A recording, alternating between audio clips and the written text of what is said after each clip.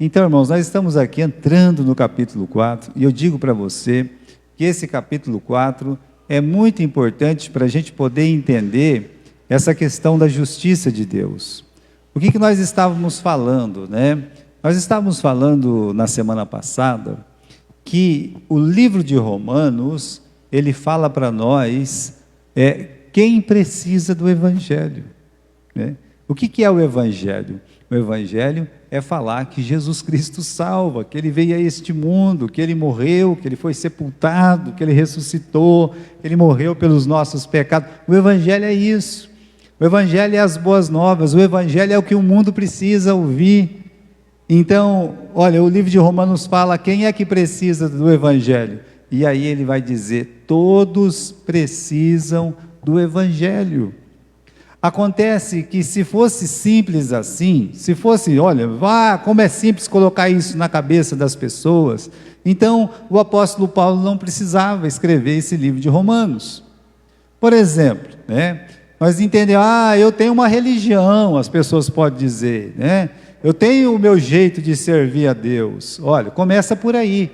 Então é por isso que no capítulo 1, Paulo fala assim, olha, essas pessoas, os idólatras, os de pensamento perverso, essas pessoas, né, os imorais, eles precisam entender que são pecadores. É isso que ele está dizendo no capítulo 1. Que esse negócio, não, eu tenho a minha religião e pronto, acabou. Não, isso pode servir para um ser humano falto de entendimento da palavra, mas Deus diz que isso não serve. Só ter uma religião não serve. Então essas pessoas no passado, antes de Jesus, eles também tinham a religião deles, mas não servia. Por quê? Porque a religião deles não imputava justiça.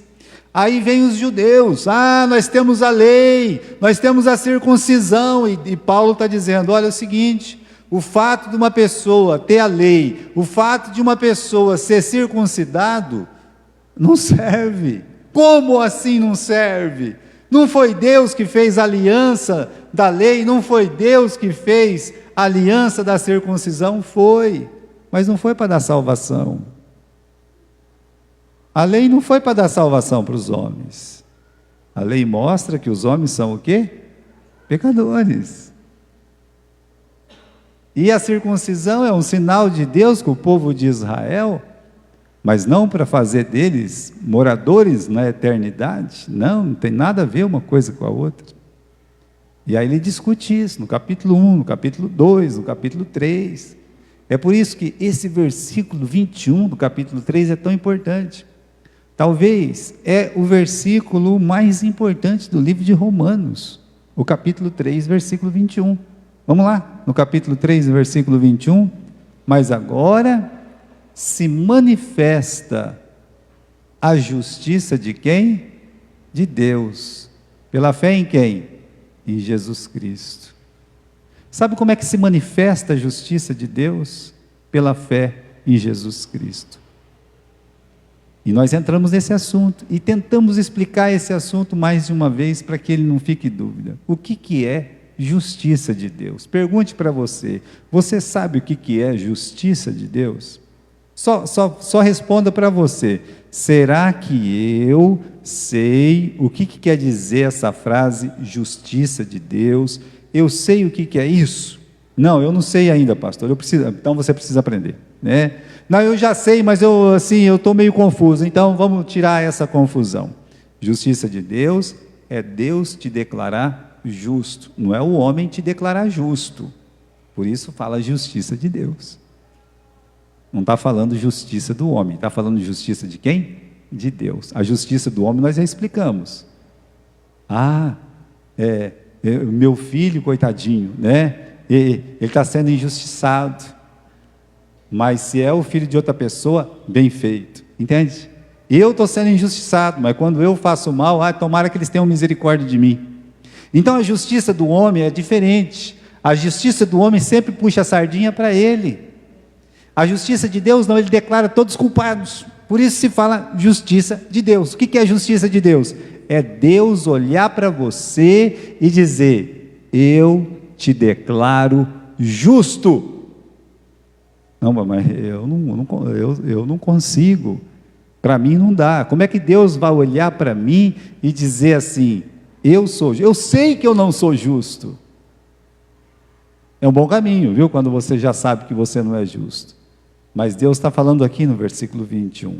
Agora se manifestou sem a lei a justiça de Deus, tendo o testemunho da lei e dos profetas, isto é, a justiça de Deus pela fé em Jesus Cristo.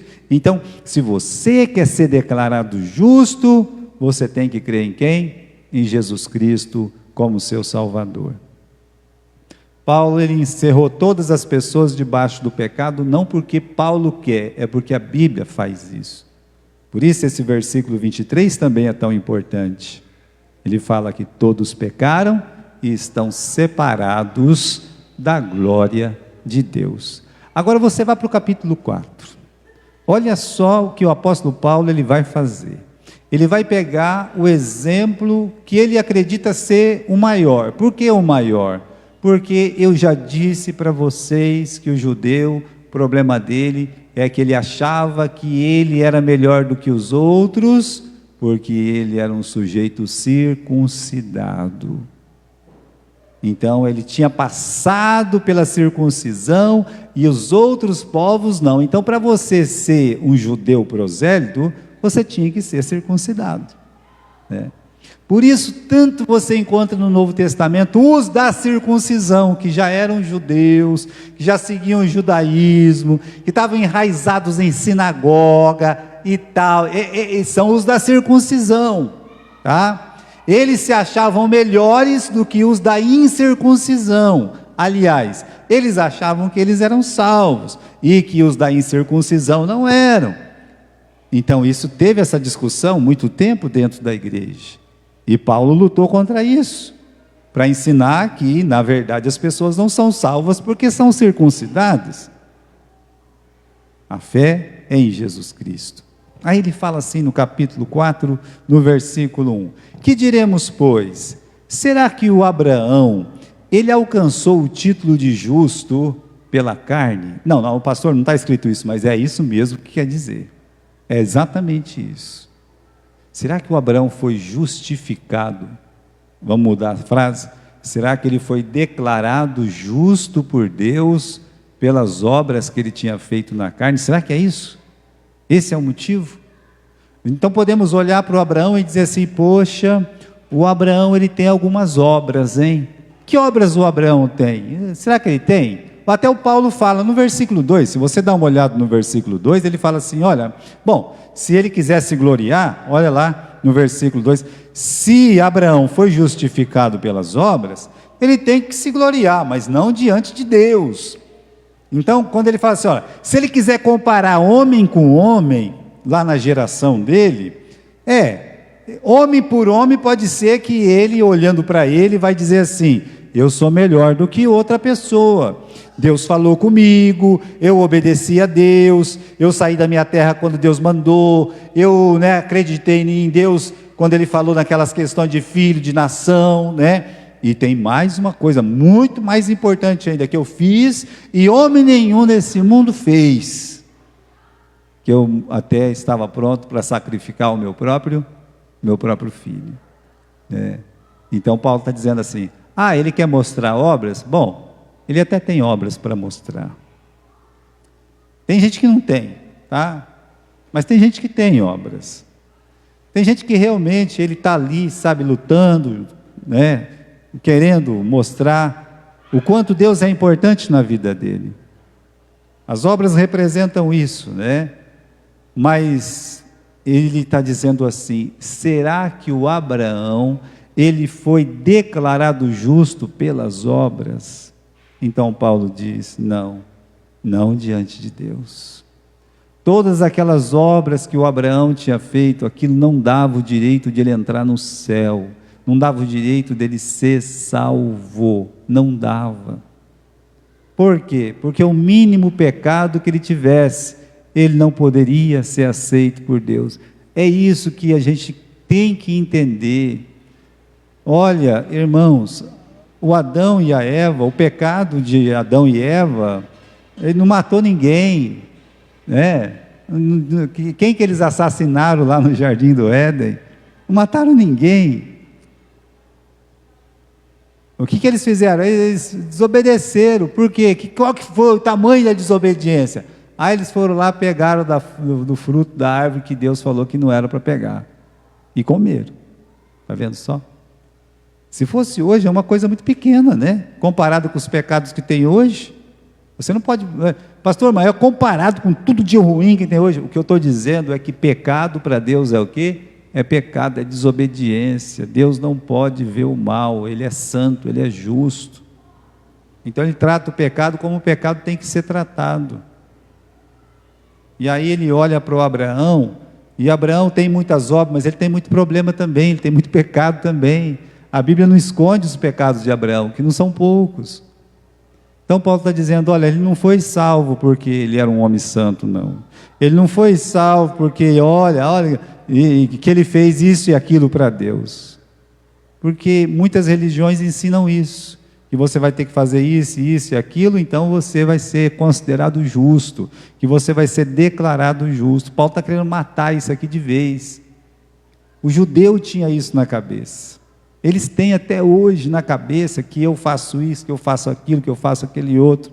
Eles têm isso, mas não é só judeu, irmão, isso aí é uma questão da religiosidade humana, ou seja, de querer alcançar o céu pelas suas próprias mãos. É por isso que criaram a Babilônia. A Babilônia nada mais não sei se vocês sabiam, mas quando nós falamos a Torre de Babel, o que é uma torre?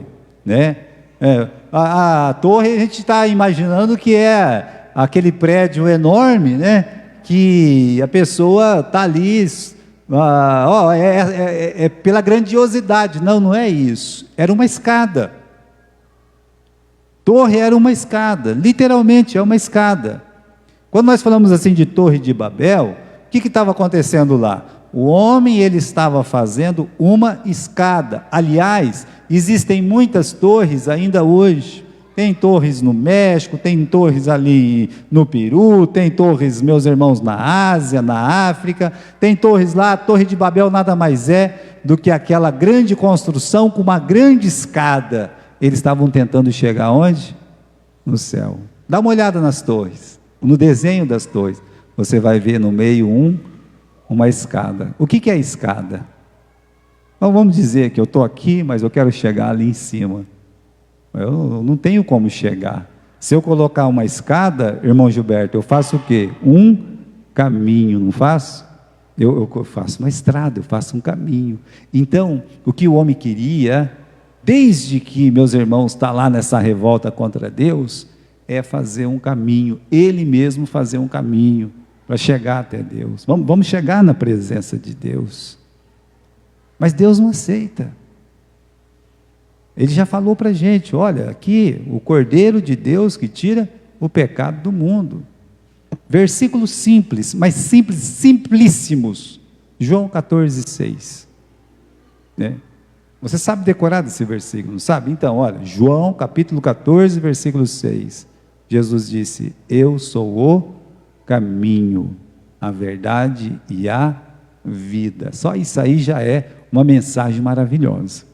Eu sou o caminho, a verdade e a vida. Aí ele diz assim, ninguém vem ao Pai senão por mim. Ninguém vem ao Pai senão por mim. Ou seja, só Ele é o caminho. Jesus é o caminho. É isso que Paulo está querendo mostrar. Então o Abraão, ele não achou um caminho por ele. Ele não buscou a salvação pela carne. Pelo contrário.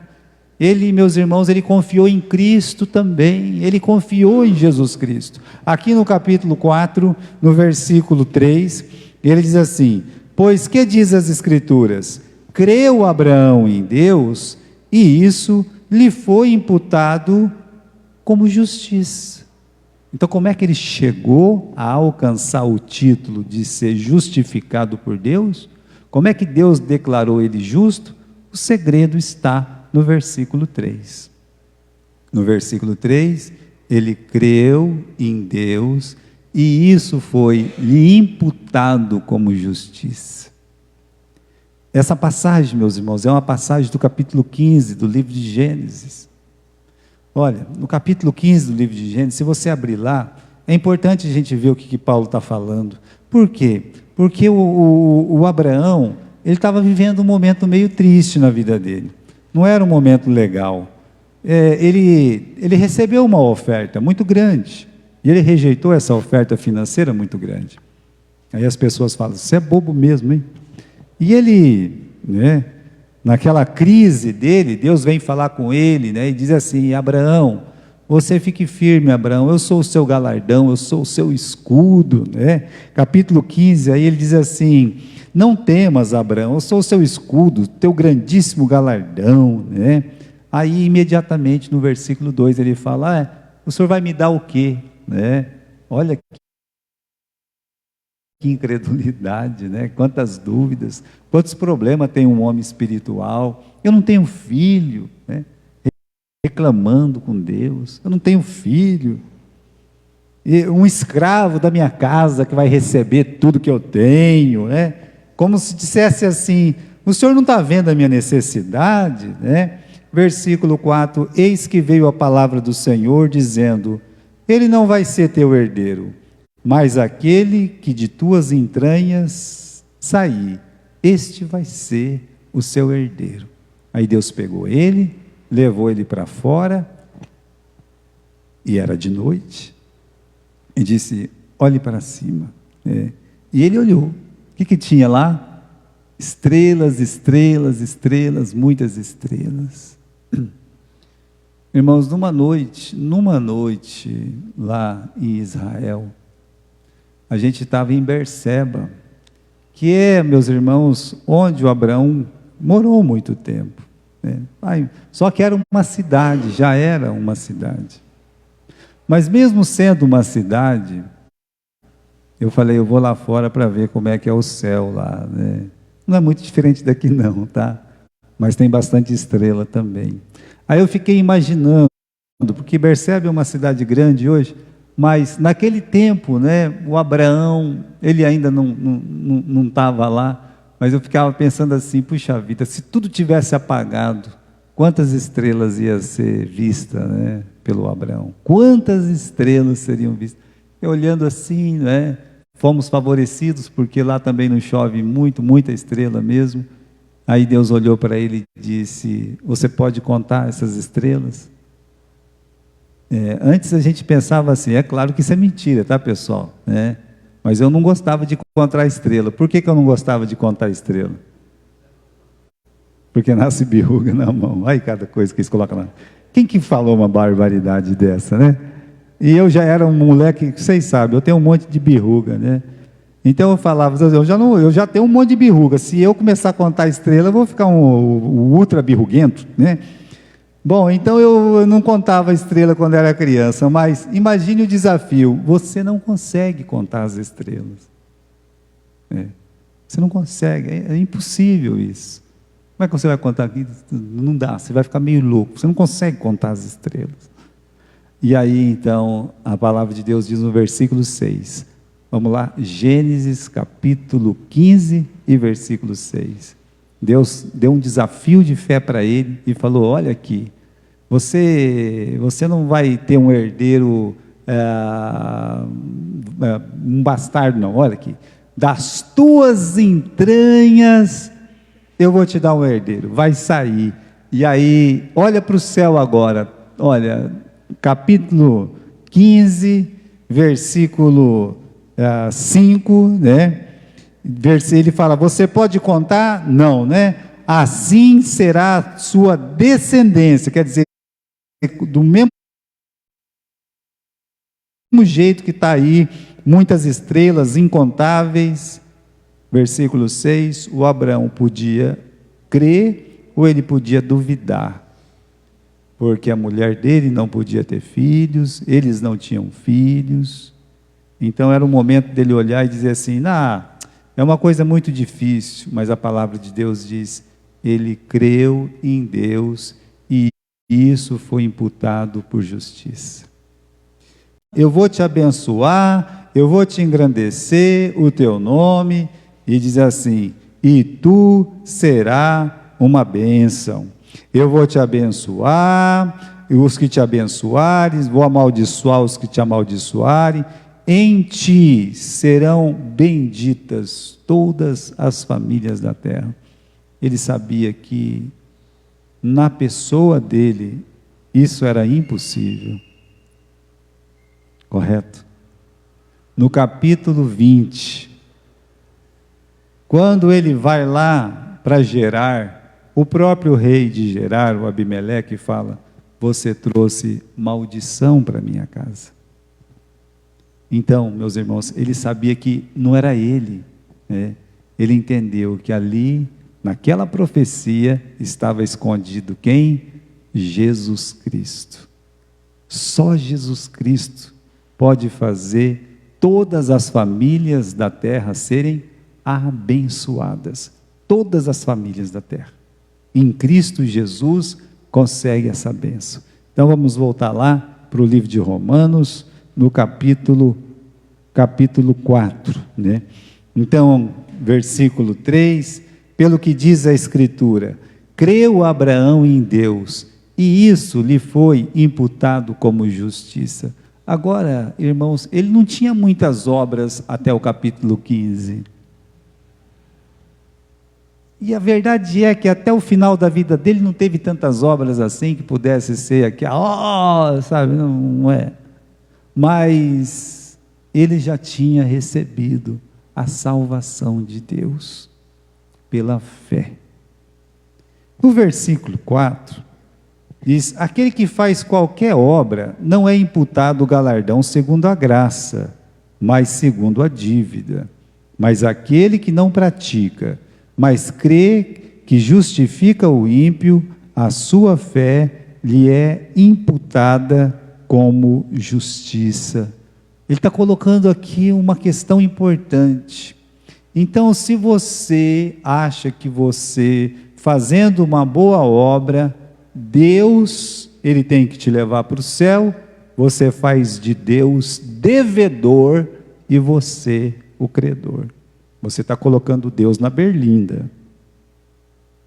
Se você está falando, olha, eu faço isso, faço aquilo, eu mereço, você está colocando Deus contra a parede. Por que o senhor não vai me salvar? Quem que o senhor está pensando que é para não me salvar? É isso que ele está dizendo no versículo 3, 4 e 5, perdão. Ele está dizendo que o homem ele é capaz de dizer isso, olha, eu vou para o céu por causa disso e daquilo, daquele outro. Então, quando uma religião ensina a salvação pelas obras, ela está dizendo, Deus deve para as pessoas, e Deus não deve nada para ninguém. Deus não deve nada para você. Você que pelo pecado deve para Deus e tem que pagar, e você não pode pagar. Nós não podemos pagar o nosso pecado. Agora, o homem coloca Deus ali contra as cordas e vai nocauteando ele, dizendo, o senhor tem que me aceitar, o senhor tem que me aceitar, porque eu fiz isso, eu atravessei uma velhinha na rua, eu dei 2 cestas básicas, né? E eu guardei a lei, todo sábado está guardado. Então você está colocando Deus nas cordas, como se ele fosse alguém que é obrigado, então tá bom, já que você fez tudo isso, eu vou te colocar aqui no céu. Então, quantas ilustrações nós temos já na Bíblia que Deus não aceita isso, Ele não aceita. Mas o homem, se ele puder, ele pressiona, ele empurra Deus nas cordas e vai chacoalhar o pescoço de Deus e dizer, você me deve isso, você me deve essa salvação. E de bom grado eles fazem isso, hein? Batendo no peito, achando que é alguma coisa. Nós vamos ver que o apóstolo Paulo ele vai chegar, meus irmãos, a explicar mais isso lá na frente. A ponto dele olhar para ele próprio e dizer assim, miserável homem que sou, quem pode me livrar desse cadáver ambulante?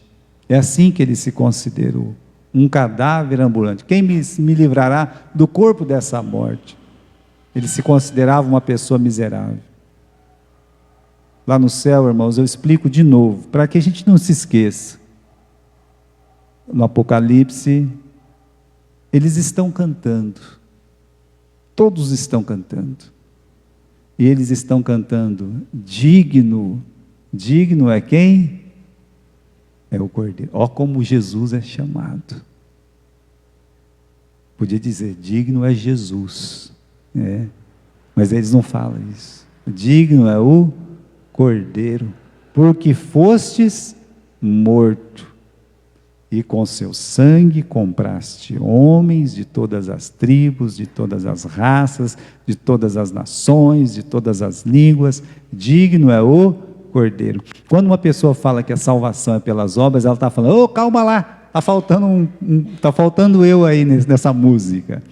Digno é o Cordeiro e o Gilberto, porque o Gilberto fez muitas boas obras, mas não no cântico da eternidade. O cântico celestial que se ouve é apenas digno é o Cordeiro.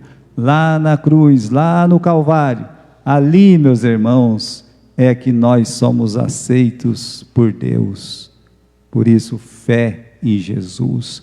O Abraão, ele teve a mesma fé que nós, ele creu em Jesus para a sua salvação. E no versículo 6, ele usa uma ilustração que é o Davi, lá do Salmos capítulo 32.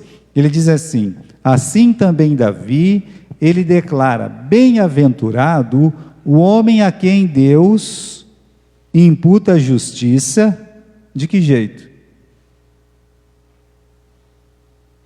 Sem as obras. Dizendo, bem-aventurado aqueles cujas maldades são perdoadas e cujos pecados são cobertos. Bem-aventurado o homem a quem o Senhor não imputa pecado. Feliz o homem que recebe esse perdão de Deus, que Deus não imputa nele o pecado. E no caso aqui é o Davi, né? Ele está feliz porque Deus perdoou os seus pecados. É por isso, meus irmãos, você tem na Bíblia ilustração do povo judeu, mas o povo judeu é simplesmente uma ilustração do religioso atual, sabe? O religioso de carteirinha. Porque aí você pega uma pessoa, uma pecadora, mas uma vil pecadora, que entra na casa do Simão e começa a chorar, e começa a lavar os pés de Jesus com suas lágrimas, enxuga com seus cabelos, derrama um perfume caríssimo sobre os seus pés, beija os seus pés, e o religioso diz, se este fosse profeta, saberia quem é essa mulher.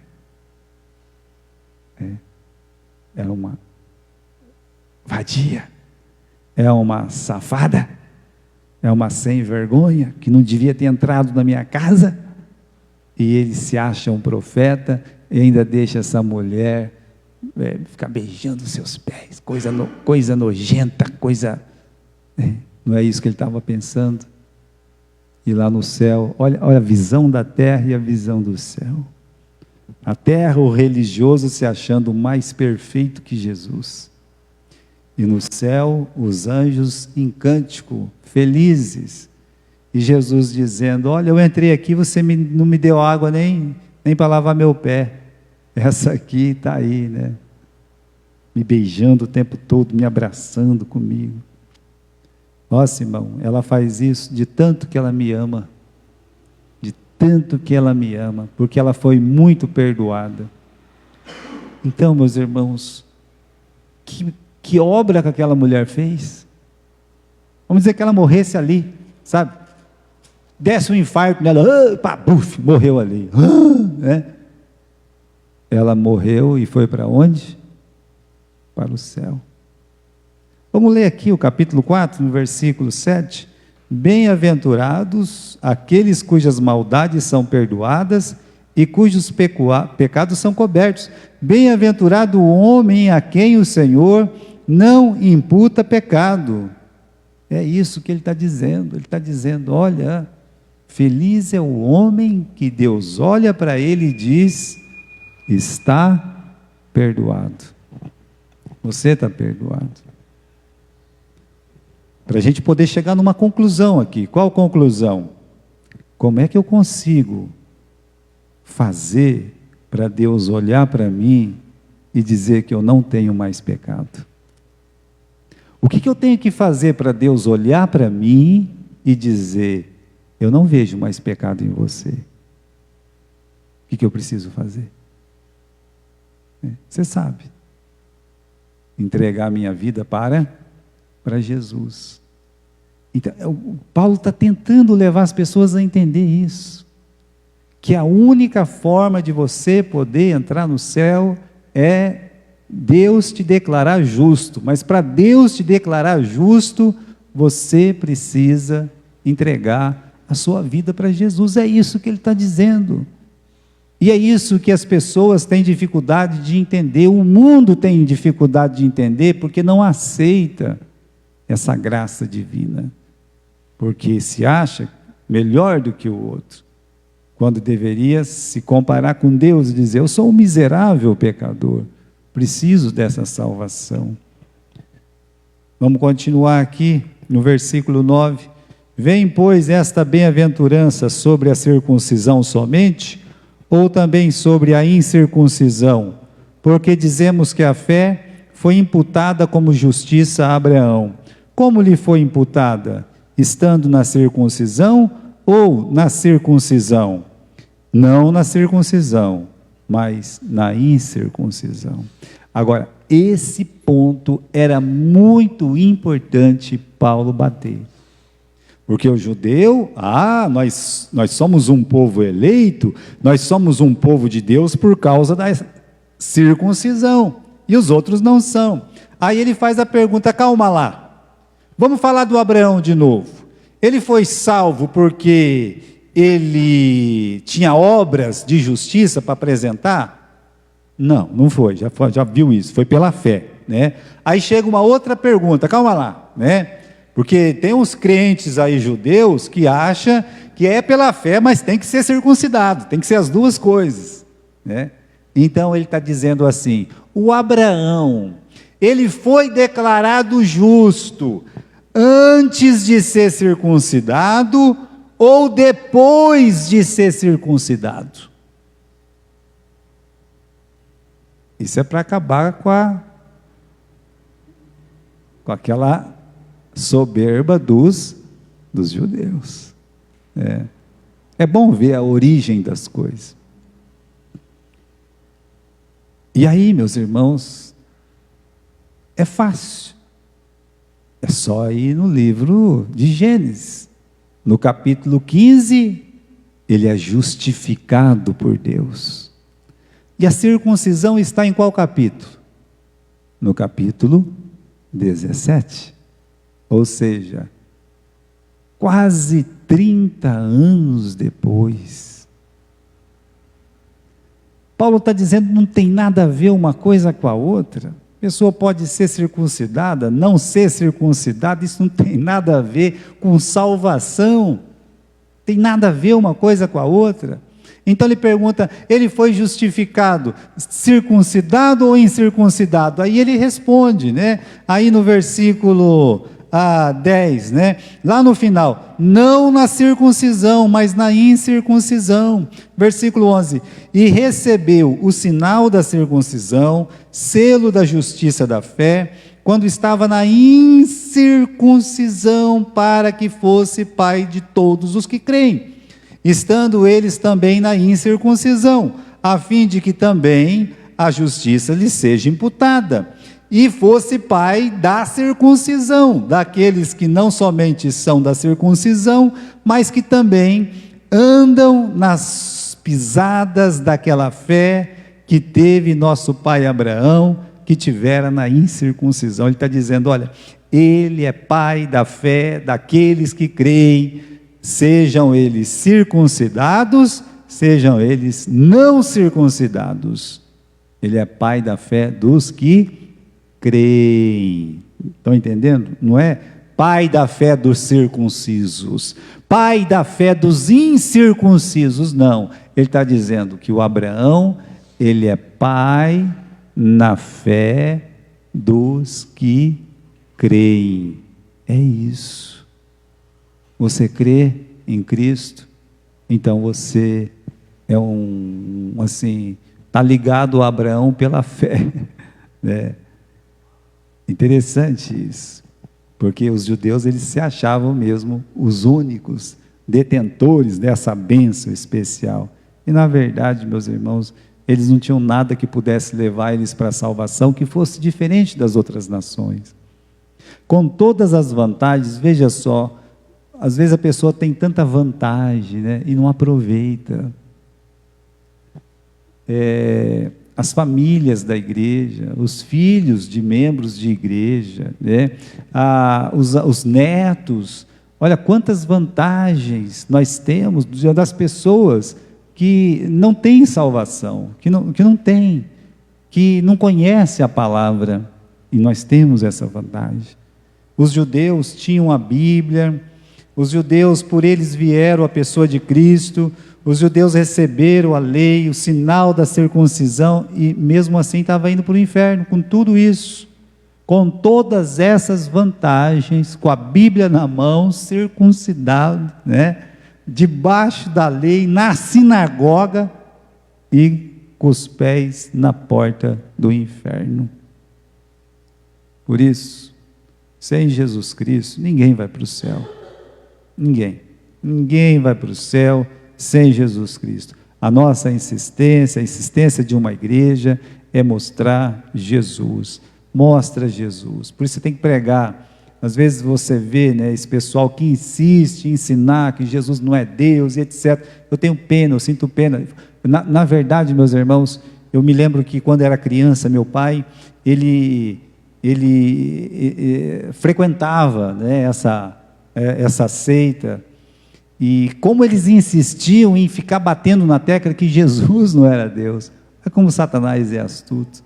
Mas eles se vestem bem, eles andam bem, eles falam bem e tal, mas os judeus também.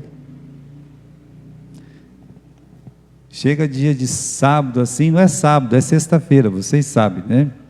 Quando vai dando sexta-feira, 5 horas da tarde, aí você pode ficar lá em qualquer lugar, naquela Jerusalém, você vai ver o pai, a mãe, é bonitinho que as famílias, assim, 7, 10 filhos, sabe, é bastante, aquelas escadinhas assim, sabe, tudo de preto, chapeuzinho na cabeça, os homens com aquela barbinha, sabe, e eles vão tudo nos passinhos, bonitinhos, né, vai se juntando, e vira aquela multidão, é bonito de ver, é bonito, mas se você gritar, só Jesus Cristo salva, ali dentro, você vai arrumar uma confusão, porque eles ainda estão esperando o Messias. É por isso que Deus, na sua misericórdia, vai salvar Israel, que é uma coisa diferente. Nós vamos ver isso ainda, né? Nós vamos aprender isso. O Abraão, ele é um exemplo de que antes de circuncisão, sem obras, ele foi salvo pela fé em Cristo Jesus.